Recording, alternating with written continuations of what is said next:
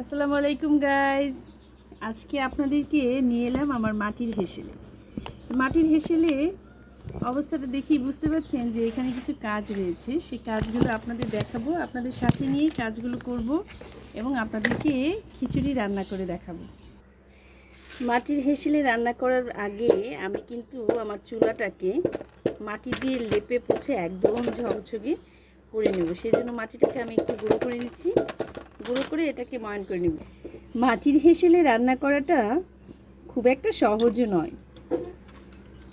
মাটিগুলোকে খুব নরম করে পিষে গালিয়ে এটাকে আমি একটা নরম লিকুইডে তৈরি করছি চুলাটাকে লেপবো বলে।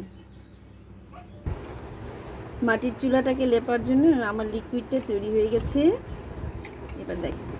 এবার আমি লিকুইডটা দিয়ে চুলাটাকে একটু লেপে নেব।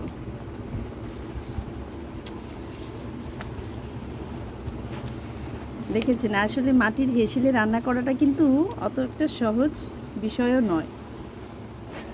বলেছিলাম মাটির হেসেলে এতটা সহজ নয়। এবার নিজেরাই মিলিয়ে দেখুন তো ব্যাপারটা আসলে তাই কি না, চুলার চেহারাটা চেঞ্জ হয়েছে কি না। হ্যাঁ, এবার আমি এটাকে আগুন জ্বালাবো। কি করে আগুন জ্বালাবেন সবচেয়ে ইজি ওয়েটাও কিন্তু আজকে আমি শেখাবো।